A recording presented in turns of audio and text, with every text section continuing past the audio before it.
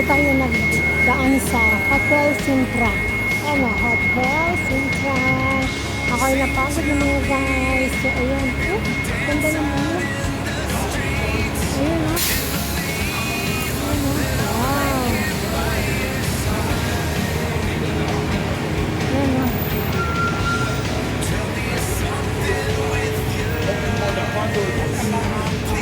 Ayan, oh. Horsey. Sobrang init kasi. Ayan.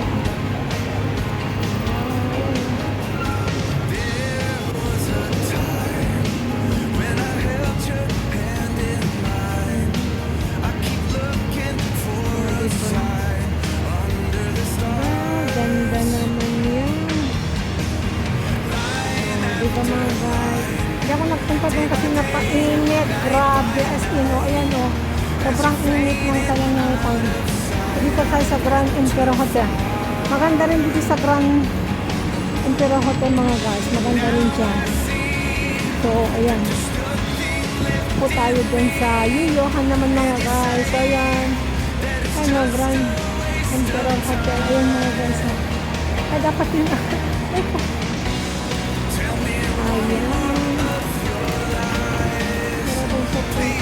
Sandali mga guys sa tayo. Ayan. Mga guys, napagod yun daw. Kaya bumili siya ng Coke Zero. O, diba mga guys. So, ayan.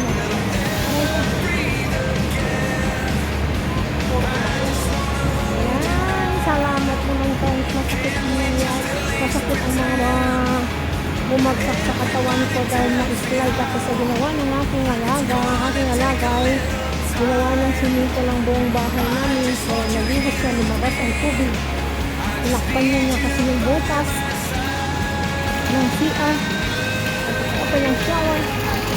So, ang nangyari, lumabas ang tubig, pumunta sa kwarto namin at kwarto ng amo ko sa sala. So, nagpakahirap ako mga isa't kalahati. Nilinis ko ng pag-wiper, sabayan ko ng dustpan. So, ayan mga guys. Ay, ang hirap talaga ginawa ng alaga ko. Kaya ngayon, tapos hawak ng pagkain niya. Yung tenga mapunta niya. Ano nangyari sa nadulas ako at bumagsak ang buong katawan ko mga guys. Masakit at may yung kamay ko doon sa kabinet sa side niya. So, umitim yung kamay ko at namaga at masakit pati legs ko. Pero sabi nga mo ko dalhin kita sa doktor. Patawag na daw sana siya ng ambulansya. Sabi ko wag.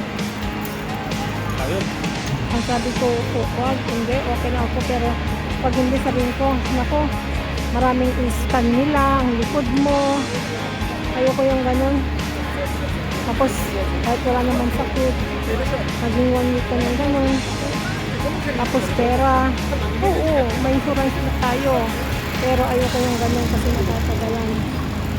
Tapos kahit walang sakit, magiging may sakit. Pag ganun nangyari, nako, ayoko, baka paunin naman ako. Diba na lang, diba mga guys? So ang ginawa ko, hindi okay lang sabi ko. Pero sa totoo lang, paumagahan na maga yung mga nasa